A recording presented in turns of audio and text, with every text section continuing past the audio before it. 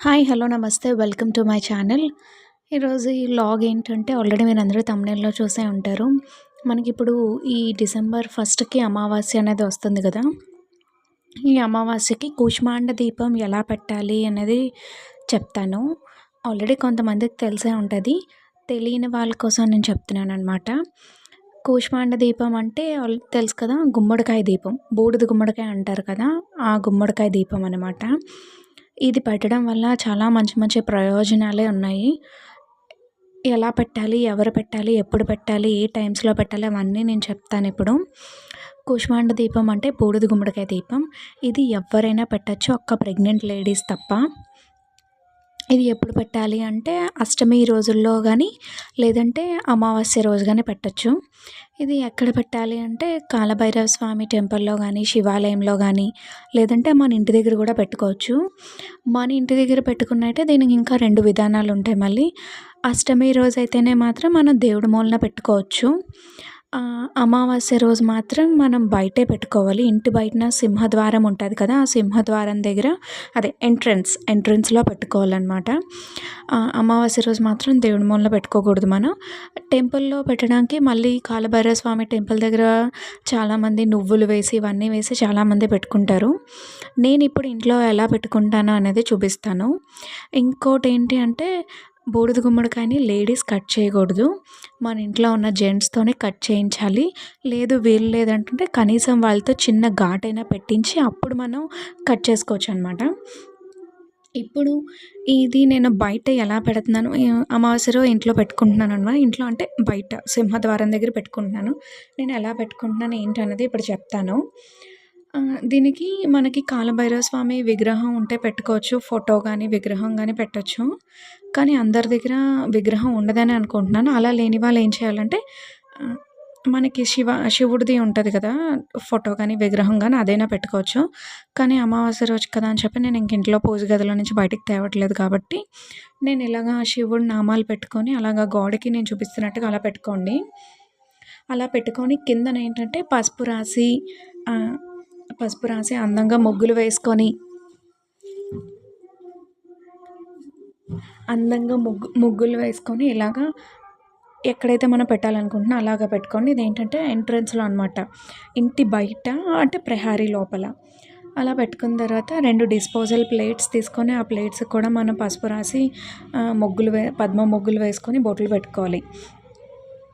ఇలా పెట్టుకున్న తర్వాత ఏంటంటే, మనం ఏ పూజ చేసినా ముందుగా గణపతిని ధ్యానిస్తాం కాబట్టి, ముందుగా గణపతిని పెట్టుకొని, ఒక పసుపుతోని గణపతిని చేసుకొని, బొట్టు పెట్టుకొని, 2 పుష్పాలుంచి అక్షింతలు వేసి నైవేద్యం పెట్టుకోవాలి. బెల్లం ముక్కైనా పెట్టుకోవచ్చు, ఏదైనా పెట్టుకోవచ్చు. నేనైతే 2 ఎండు ఖర్జూరాలు పెట్టుకున్నాను. ఇలా బొట్లు పెట్టిన తర్వాత ఉప్పు వేయాలి.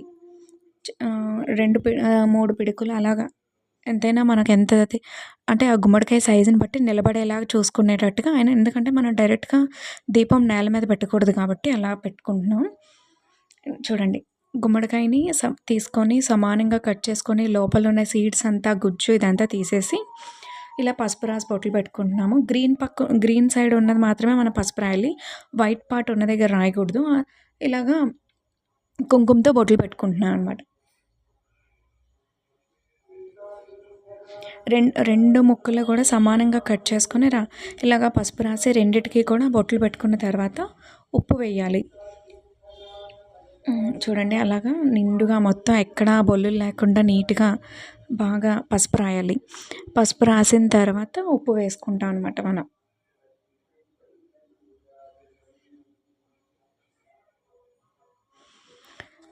ఇలా పసుపు రాసి బొట్లు పెట్టిన తర్వాత మనం ఏంటంటే ఆ రోజు ఆహ్, కాలభైరవ స్వామి అష్టకం ఉంటది కదా! అది 11 టైమ్స్ చదవాలి. మనం ఏదైనా బలంగా కోరిక ఉంది అంటే ఆ కోరికని ఆ వినాయకుడికి చెప్పుకొని మనం ఎన్ని వారాలైతే చేస్తాం యాక్చువల్‌గా అయితే 16 అష్టమిలు చేస్తే చాలా మంచిది. అలా వీలు కాలేని వాళ్ళేంటంటే 9 అష్టమిలైనా చేయొచ్చు. లేదు అనుకుంటే వీలు కాదు అనుకుంటే ఏ అమావాస్య అయితే ఇప్పుడు ఉంటుందో ఆ అమావాస్య రోజు మనం ఇంటి దగ్గరైనా పెట్టుకోవచ్చు. లేదంటే కాలభైరవ స్వామి మన నియర్ బైలో ఎక్కడైనా కాలభైరవ స్వామి టెంపుల్ ఉంటే అక్కడ కూడా మనం పెట్టుకోవచ్చు. ఇలా ఉప్పు వేసి ఆ 2 ఆహ్, బూడిద గుమ్మడికాయలని కూడా నిలబెట్టుకొని పువ్వులతో అందంగా డెకరేట్ చేసుకోవాలి. చూడండి నేను ఇలా పువ్వులతోని అందంగా డెకరేట్ చేసుకున్న తర్వాత ఏంటంటే, దీనికి నువ్వుల నూనె పొయ్యాలి. నువ్వుల నూనె పోసి మనం దీపం పెట్టుకోవాలి. దీపం పెట్టుకున్న తర్వాత మనం అన్ని దేవుళ్ళకి ఎలాగైతే పూజిస్తామో షోడశోపచార పూజలుంటాయి కదా! అవన్నీ మనం చేసుకోవాలి. ధూపం, దీపం, నైవేద్యం అన్నీ పెట్టుకొని, ఆ హారతిచ్చి దండం పెట్టుకొని కాలభైరవ అష్టకం చదువుకోవాలి. కాలభైరవ అష్టకం 11 సార్లు చదువుకుంటే చాలా చాలా మంచిది. అండ్ ఈ కాలభైరవ స్వామికి ఏంటంటే చాలామంది నల్ల మినువులుంటాయి కదా! నల్ల మినువులతో వడలు చేసి పెట్టాలి. మనకి ఎన్ని అనుకుంటే అన్ని 9, 11, 21, 51 ఇలా ఎన్నైతే అన్ని. అలా నైవేద్యం పెట్టిన తర్వాత ఆ నైవేద్యాన్ని ఒక దండలాగా చేసి నల్ల కుక్క ఉంటది కదా! ఆ నల్ల కుక్క మెడలో వేసిన తర్వాత ఆ నల్ల కుక్కకు తినిపించాలి. లేదు మాకు మా సరౌండింగ్స్‌లో నల్ల కుక్క లేదు అనుకుంటే, మన ఇంట్లో పెంచుకుంటున్న కుక్కకైనా లేదంటే వీధిలో తిరుగుతున్న ఏ కుక్కకైనా మనం తినిపించాలి. తినిపిస్తే చాలా చాలా మంచిది. ఆ తర్వాత మనం కూడా నైవేద్యంగా తీసుకోవాలి. దాంతో పాటు ఏంటంటే ఖర్జూరాలు, ఎండు ఖర్జూరాలు ఉంటాయి కదా! ఆ ఖర్జూరాలని మనం ఆ దేవుడికి సమర్పించాలి. ఇలాగా సమర్పించిన తర్వాత ఏంటంటే, ఇవన్నీ ఉంటాయి కదా! ఈ మనం దీపం కొండెక్కిన తర్వాత వీటన్నిటిని కూడా పారే నీటిలో గానీ, లేదంటే ఎవరు తొక్కలేని ప్లేస్‌లో గానీ వేసేయాలి. వేసిన తర్వాత కొంతమంది ఏంటంటే నవధాన్యాలు వేస్తారు. తర్వాత నువ్వులు వేస్తారు. నల్ల నువ్వులు వేస్తారు. తర్వాత ఇంకోటేంటంటే మనం పూజ చేసేటప్పుడు గానీ, లేదంటే కాలభైరవ స్వామి టెంపుల్‌కి వెళ్ళేటప్పుడు గానీ, బ్లాక్ డ్రెస్ వేసుకుంటే చాలా చాలా మంచిది. మెయిన్‌గా ఏంటంటే ప్రెగ్నెంట్ లేడీస్ మాత్రం ఎట్టి పరిస్థితిలో ఈ దీపం పెట్టొద్దు. బ్లాక్ డ్రెస్ వేసుకొని ఈ దీపం పెట్టినా, లేదంటే బ్లాక్ డ్రెస్ వేసుకొని ఆ టెంపుల్‌కి వెళ్ళినా కూడా చాలా చాలా మంచిది. రెడ్ వేసుకోవద్దు. ఆ రోజు అమావాస్య రోజు మాత్రం రెడ్ ఎట్టి పరిస్థితిలో వేసుకోవద్దు. చూడండి ఇలా దీపం చుట్టూ అందంగా డెకరేట్ చేసుకున్న తర్వాత నువ్వుల నూనె పోసుకొని పెద్ద ఒత్తులుంటాయి గదా! మనం అఖండ దీపం పెట్టుకుంటాం గదా! ఆ అఖండ దీపంకి వాడే ఒత్తులు వాడుకోండి. చిన్న చిన్న ఒత్తులైతే సరిపోవు. ఎందుకంటే హ్మ్. అది లోతుగా ఉంటది గదా! అండ్ ఇంకోటేంటంటే మరీ అంత లోతుగా తీసేయొద్దు. చాలా చాలా ఎక్కువ నూనె పడతది. అండ్ ఒత్తు కూడా సరిపోదనమాట. పైనుంచి బయట వరకు వచ్చి కాలాలి గదా! ఎందుకంటే ఇంకోటేంటంటే ఇది కొండెక్కిపోతూ ఉంటది. కొండెక్కిపోయినా అలాగే దీపం కొండెక్కిపోయినా ఏం ప్రాబ్లమ్ లేదు. మనం ఏం ఫీల్ అవ్వక్కర్లేదు. ఎందుకంటే చెమ్ముంటది గదా! కాయకి ఆల్రెడీ బూడిద గుమ్మడికాయ అంటే వాటరీ కదా! సో, అలా చెమ్మున్నప్పుడు చెమ్మకు కూడా మన దీపం కొండెక్కుతూ ఉంటది. సో, అలా ఎక్కినా మీరేమి ఫీల్ అవ్వక్కర్లేదు. మళ్ళీ వెలిగించుకోండి. ఇలా వెలిగించి అందులో ఉన్న వాటర్ అంతా అయిపోయిన తర్వాత అప్పుడు మనం అలా ఉంచేసి నైట్ అంతా నెక్స్ట్ డే మార్నింగ్ ఇదేంటంటే ఎర్లీ మార్నింగ్ అయినా పెట్టుకోవచ్చు 4:30-6 లోపు లేదంటే ఈవినింగ్ 6 తర్వాతైనా ఈ దీపాన్ని మనం పెట్టుకోవచ్చు. నెక్స్ట్ డే కొండెక్కిపోయిన తర్వాత పారే వాటర్‌లో గానీ ఎవరు తొక్కలేని ప్లేస్‌లో మొత్తం పువ్వులు, ఖర్జూరము, తర్వాత ప్లేట్స్ ఇదంతా ఆ ఉప్పు వీటన్నిటిని కూడా కలిపేయాలి. అది ఎవరు తొక్కకముందే ఆ పని చేసేయాలి. అక్కడ పెట్టిన ముగ్గులు వీటన్నిటిని కూడా నీట్‌గా వాటరేసి కడిగేసుకొని తుడిచేసుకోండి. ఇదంతా అయిపోయిన తర్వాత ఈ దీపం ఏంటంటే అది చాలా విశేషమైనది. మనకి బ్లాక్ మ్యాజిక్ ఎవరైనా చేసినట్టుగా అయితే పోతుంది. తర్వాత శత్రువుల బాధ పోతుంది. తర్వాత ధనప్రాప్తి కలుగుతుంది. అష్టైశ్వర్యాలు కలుగుతాయి. ఎవరైతే మనకి బాగా మన మీద ఏడుస్తున్నట్టుగా ఉన్నా సరే, లేదు మన కోరిక ఏదైనా బలంగా ఉంది అనుకున్నా సరే, ఆ కోరిక నెరవేరుతుంది. మనం ఎన్ని అష్టమిలైతే చేయాలనుకుంటున్నామో అన్ని అష్టమిలు కూడా ముందుగా గణపతికి చెప్పుకొని అప్పుడు మనము పూజను స్టార్ట్ చేసి మనం ఆ దేవుడికి చెప్పుకొని ఇదంతా చేసుకోవాలనమాట. అండ్ కాలభైరవ అష్టమిని ఎవరైతే చదవలేమో అనుకుంటే ఓం కాలభైరవ స్వామియే నమః అనే మంత్రాన్ని మనం ఎన్ని సార్లు వీలైతే అన్ని సార్లు చదువుకున్నా పర్వాలేదు. అండ్ తర్వాత గుడికి కూడా వెళ్ళండి. ఇంకోటేంటి అంటే మనం అష్టమి రోజు దేవుడి మూలన వీలుంది మనం దీపము ఇలాగా కుష్మాండ దీపం పెట్టాలి అనుకుంటే మాత్రం నువ్వులైతే వేయొద్దు ఇంటిలో. మనం బయట పెట్టుకున్నప్పుడు నువ్వులు వేసుకున్నా పర్లేదు కానీ దేవుడి మూల పెట్టుకున్నప్పుడు నువ్వులు గానీ, నవధాన్యాలు గానీ వేయొద్దు. మనం బయట సింహద్వారం దగ్గర పెట్టుకున్నప్పుడైతే నల్ల నువ్వులు వేసుకోవచ్చు. లేదంటే నల్ల ఒత్తులతో కూడా మనం దీపం పెట్టుకోవచ్చు. నేనైతే ఇక్కడ మామూలు ఒత్తులతోనే దీపం పెట్టాను గానీ మీకు అవైలబిలిటీ ఉంటే నల్ల నువ్వులు వేసుకొని నల్ల ఒత్తుతో కూడా మనం దీపం పెట్టుకున్నా మంచిదే.